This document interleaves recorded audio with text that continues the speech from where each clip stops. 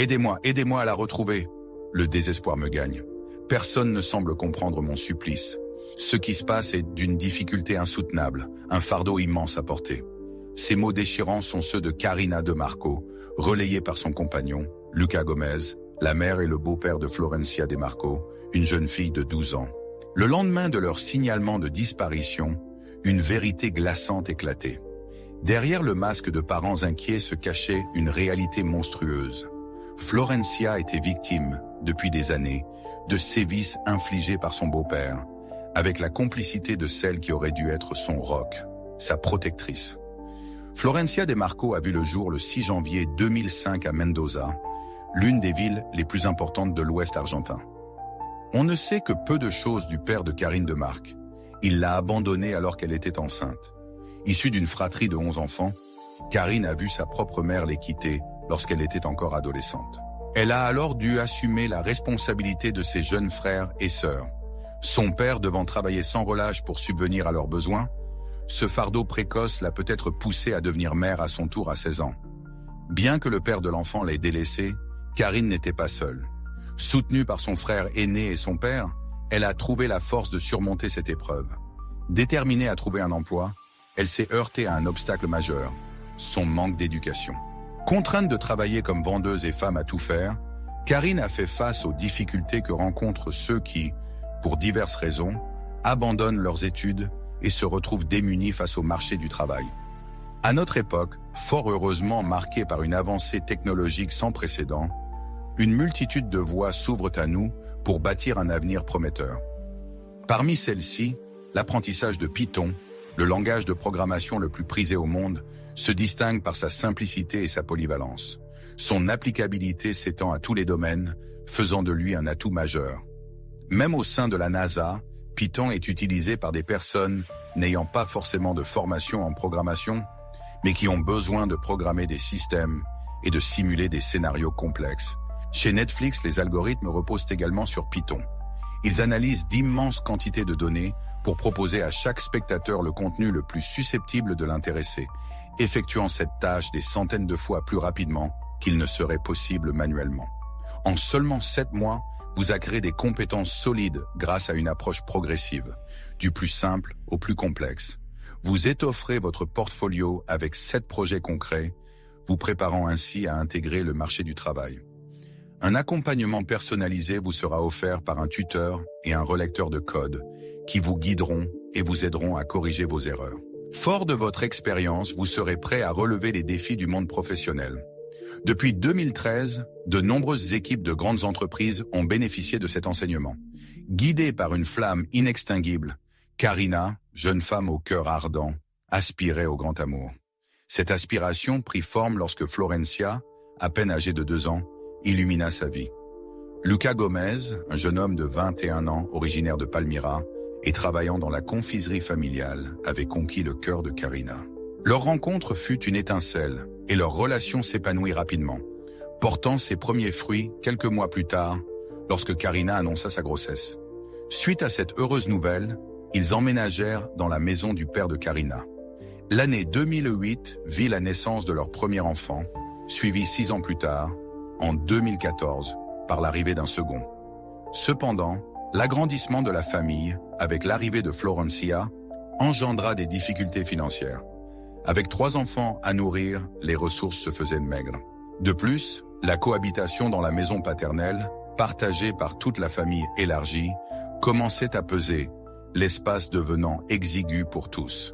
Bien que certains murmurent que ce déménagement à Saint-Louis, avec 3 enfants sous le bras, fut motivé par des raisons bien précises, d'autres chuchotent que le départ précipité de leur foyer était dû aux querelles incessantes entre Karina et son propre père. Ce dernier, dit-on, maltraitait Florence, la traitant de fille de joie, alors qu'elle n'était qu'une enfant. Quoi qu'il en soit, en septembre 2016, la famille s'installa à Saint-Louis, survivant grâce aux provisions que le père de Luca leur envoyait depuis Palmyra. Le temps passa, et la famille s'acclimata à cette nouvelle vie. Tous s'y épanouissaient, à l'exception de Florence. L'adolescente, du haut de ses 12 printemps, se confiait parfois. Elle regrettait son grand-père maternel et ses amis de Mindo, suppliant sa mère de retourner à ses racines. On la décrivait comme une enfant discrète, renfermée sur elle-même. Beaucoup pouvaient penser que son attitude était due à un simple manque d'adaptation ou peut-être aux premiers signes de rébellion propres à son âge. Mais la vérité était bien plus sombre. La jeune fille vivait un véritable calvaire depuis des années. Et lorsque la vérité éclata au grand jour, il était déjà trop tard pour la sauver. Le 22 mars 2017, une onde de choc traversa la ville. Florencia avait disparu. Lucas, son beau-père, se précipita au commissariat pour signaler l'absence de la jeune fille. Il expliqua aux autorités qu'il l'avait déposée à l'école ce matin-là. Florencia serait descendue de la voiture, aurait demandé à un professeur si les cours étaient maintenus. L'enseignant ayant répondu par l'affirmative, selon Lucas, Florencia pénétra dans l'établissement, lui adressa un signe de tête et il partit travailler.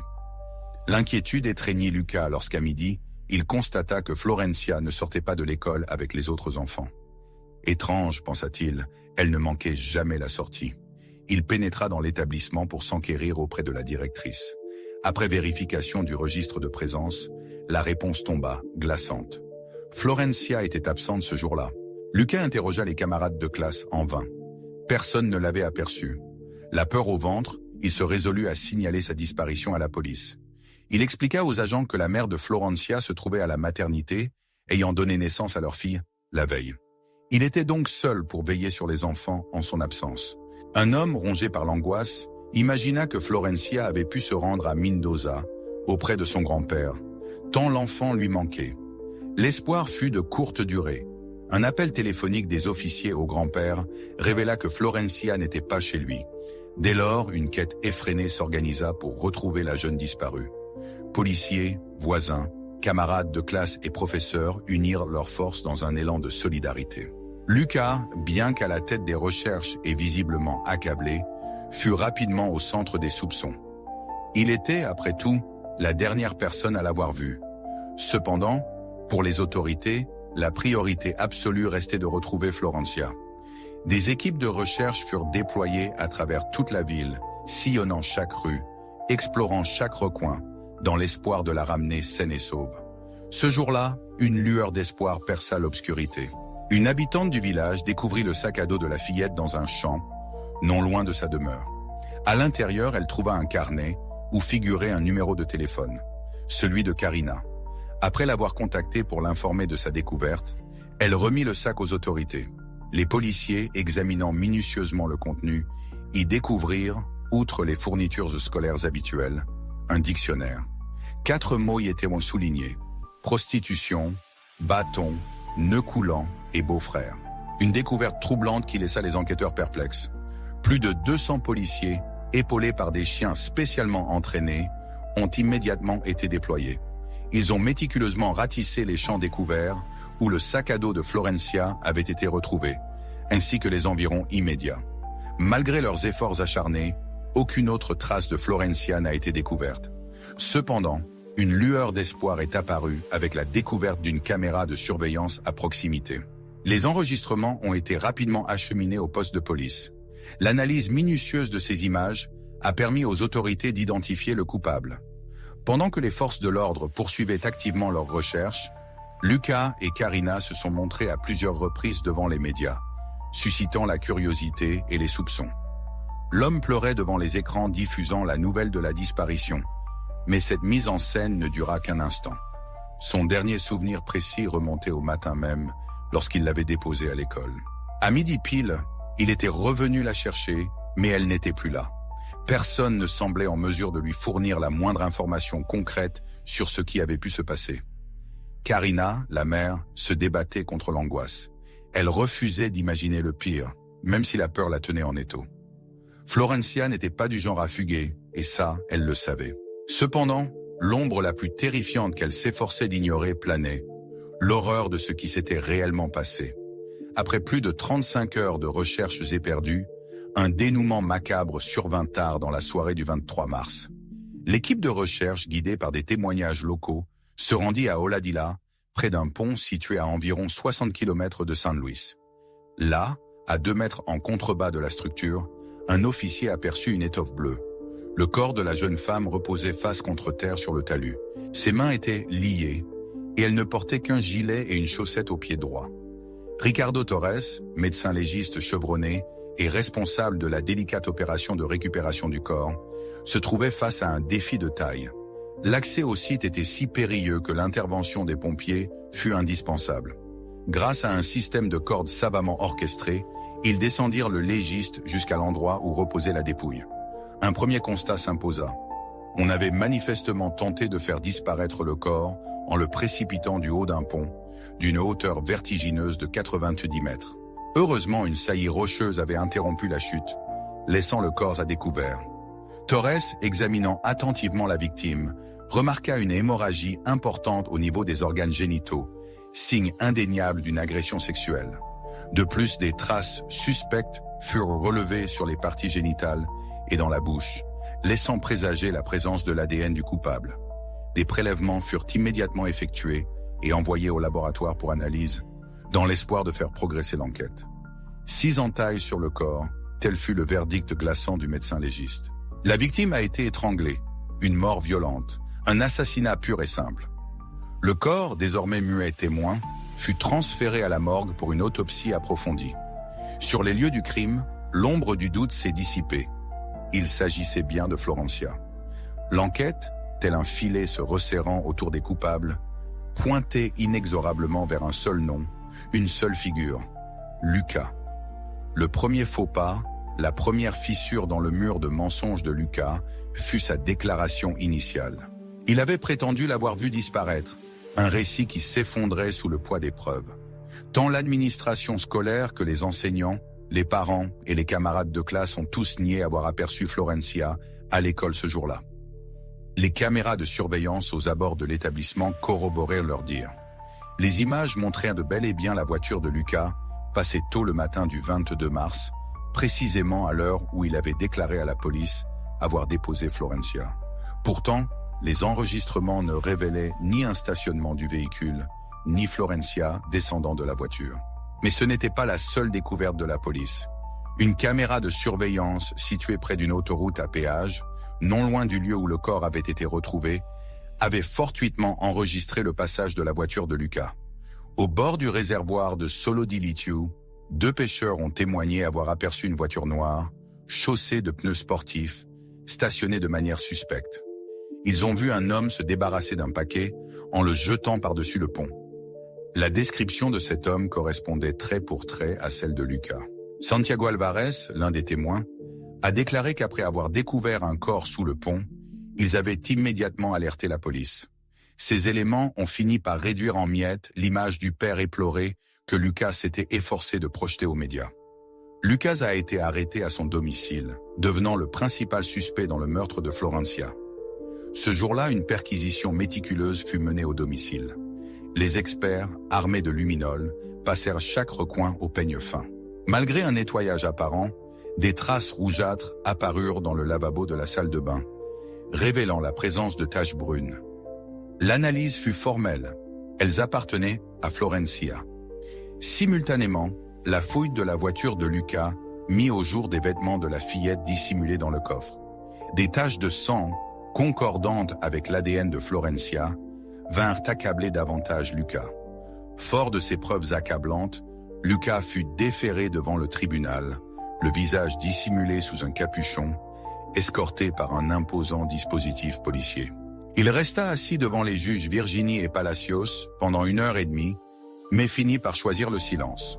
La juge ordonna son retour en prison, où il devait attendre 48 heures pour que sa situation procédurale soit clarifiée. Les conclusions de l'examen médico-légal, communiquées par la juge, révélèrent non seulement la culpabilité de Lucas, mais aussi l'horreur vécue par Florencia, bien au-delà du jour où sa vie lui fut ôtée. Selon la juge, les lésions constatées sur les parties génitales de la victime indiquaient que Lucas l'avait violée avant de la tuer. L'expert médico-légal révéla également la présence de cicatrices, témoignage d'une violence répétée, et ce, à plusieurs reprises. L'horreur s'est abattue sur Florencia, une tragédie dont les échos résonnent encore. L'autopsie a révélé une anatomie modifiée par des mois, voire des années de violence. Ses parties intimes portaient les stigmates d'une souffrance incommensurable, évoquant, selon l'expert médico-légal, celle d'une femme adulte. Des blessures de défense constellaient ses bras, témoignage silencieux d'une lutte acharnée pour sa survie. Une corde, serrée autour de son cou, avait infligé une plaie profonde de 11 cm, lacérant sa trachée et scellant son destin. L'asphyxie, terrible épilogue d'un calvaire inimaginable. Le médecin légiste a conclu à une agonie prolongée, une vie fauchée dans la douleur et la terreur. L'enquête révéla que le décès de Florencia était survenu 30 à 32 heures avant la découverte de son corps, situant le moment fatidique au petit matin du mercredi 22 mars, peu après le départ de sa mère pour la maternité. Au fil des jours, l'histoire se dévoilait, révélant des détails macabres dignes d'un thriller. L'analyse du téléphone de Lucas mit en lumière une obsession troublante. Entre le 19 et le 22 mars, il avait consulté pas moins de 415 fois un site web au contenu choquant. Un témoignage clé, celui du demi-frère de Florencia, âgé de 9 ans, permit de compléter le puzzle. Il raconta que le 22 mars, leur père les avait conduits à l'école avec son jeune frère, et que Florencia occupait le siège passager avant. Selon ses dires, Florencia restait silencieuse et immobile, la tête baissée. Pour justifier cela, le père expliqua aux enfants qu'elle dormait profondément, car elle était prétendument très fatiguée. Cette explication confirma les résultats de l'expertise médico-légale quant à la date du décès. En effet, à ce moment-là, il avait déjà ôté la vie à Florencia. Cela révéla également un cynisme extrême, car il ne se souciait pas du fait qu'il transportait ses fils aux côtés du cadavre de leur sœur. Le 25 mars, après que la juge Virginia Palacios ait ordonné la restitution du corps à la famille, Florencia fut ramenée à Mendoza, la ville où elle était née et où elle aspirait tant à revenir. Un enfant dans les bras, en plein deuil de sa fille, Karina raconta lors d'une interview les mots prononcés par son fils à sa mère. Au cœur d'une tourmente médiatique, elle émergea, une figure brisée. La confiance, jadis pilier de leur union, s'était effritée, laissant place à un torrent d'accusations. Dans un témoignage poignant, elle dépeignit Lucas sous un jour sombre, révélant un homme violent et craint. L'être avec qui elle avait partagé sa vie, le père de leurs 3 enfants, était, selon ses dires, un monstre. Karina confia qu'il avait même tenté de l'étrangler. La peur, cependant, l'avait paralysée, l'empêchant de chercher refuge auprès des autorités. Elle révéla également que Lucas ne se contentait pas de sombrer dans la drogue. Il entraînait également sa famille dans cet abîme, les manipulant et les maltraitant une fois sous son emprise. Elle se remémora soudainement une soirée où Lucas avait préparé une pizza. Une demi-heure plus tard, elle et ses enfants avaient été pris de violents vertiges. Cette même nuit, Florencia lui avait confié que Lucas l'avait attrapé à la gorge. Le lendemain matin, une ecchymose violacée marquait son visage. L'homme, quant à lui, avait justifié son geste en affirmant que Florencia sautait sur le lit et qu'il avait simplement voulu la faire descendre. Tandis que les proches de Florencia lui disaient adieu, les magistrats en charge de l'affaire ordonnaient la détention provisoire de Lucas, accusé de viol aggravé par 2 circonstances et d'homicide. Le juge ordonna ensuite le transfert de l'accusé vers un établissement pénitentiaire de haute sécurité, où il devra demeurer jusqu'à son procès. Bien que Karina ait clamé à maintes reprises son ignorance des actes de Lucas envers Florencia, les projecteurs de la justice se sont braqués sur elle dès la révélation des expertises. Depuis lors, les enquêteurs scrutent attentivement la relation du couple, cherchant à cerner le rôle exact joué par la jeune femme. Les réseaux sociaux sont passés au crible fin. Une publication en particulier a attiré leur attention. On pouvait y lire ces mots, glaçants d'ironie: « Oubliez vos amants. Les enfants grandissent et s'en vont, les amis vieillissent, l'argent s'épuise, mais votre mari, lui, restera toujours à vos côtés. » L'entrelacement de textos, d'enregistrements audio et de publications sur les réseaux sociaux, extraits des téléphones des personnes impliquées, s'est révélé déterminant pour convaincre le juge d'ordonner l'arrestation de Karina, considérée comme complice directe. La probabilité que Karina ait ignoré les sévices infligés à sa propre fille a considérablement diminué à mesure que les témoignages se sont accumulés. La mère de Lucas a déclaré devant le tribunal que Karina traitait sa fille comme une prostituée et que son comportement était étrange.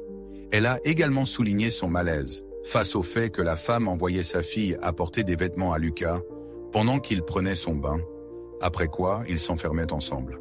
Mais elle n'est pas la seule à avoir apporté des détails accablants à l'enquête. Le grand-père de Florencia, témoin silencieux, avait confié que sa petite fille nourrissait un profond chagrin de voir Thomas vivre avec sa mère et son beau-père. À maintes reprises, elle avait exprimé le désir de venir vivre auprès de lui, cherchant refuge dans ses bras protecteurs. Les voisins, observateurs discrets, avaient souvent aperçu Florencia, seule sur le perron, alors que le soleil se couchait et que les familles se réunissaient pour dîner. Un riverain, s'épanchant auprès des médias, révéla que Florencia attendait que certains membres de sa famille s'absentent. Confidente envers ses amis, elle leur avouait sa terreur de vivre sous le même toit. D'autres voisins avaient été les témoins impuissants des violences de Karina, mais avaient choisi le silence, craignant des représailles. Même les enseignants de Florencia, dans son école de Mendoza, semblaient avoir perçu la détresse de l'enfant, sans pour autant briser le mur du silence. Dans l'ombre des couloirs d'une école, une onde de choc se propage. Une simple confidence murmurée à l'oreille d'une enseignante a suffi pour ébranler des fondations familiales et déclencher une enquête aux ramifications complexes. Un enregistrement audio, diffusé dans un groupe de discussion regroupant les professeurs, révèle que la jeune Florencia aurait fait part à l'une d'entre elles d'attouchements qu'elle aurait subis. Ces révélations, parvenues anonymement aux forces de l'ordre et relayées par des policiers de Mendoza, ont mis le feu aux poudres. L'enseignante, interrogée, a affirmé avoir alerté Karina, la mère de l'enfant, de ces accusations. Mais cette dernière aurait balayé les allégations, dépeignant sa fille comme une menteuse et défendant son compagnon, qu'elle considérait comme un bon père. Ces éléments ont permis de resserrer l'étau autour de Karina, finalement interpellée le 4 avril et mise en examen pour viol aggravé avec circonstances aggravantes, en tant que complice présumée. L'affaire, désormais entre les mains de la justice, promet de lever le voile sur une vérité douloureuse et de déterminer les responsabilités de chacun dans ce drame familial. Le lendemain, la femme fut conduite devant le tribunal pour être interrogée, mais sur les conseils de son avocat, elle choisit de garder le silence.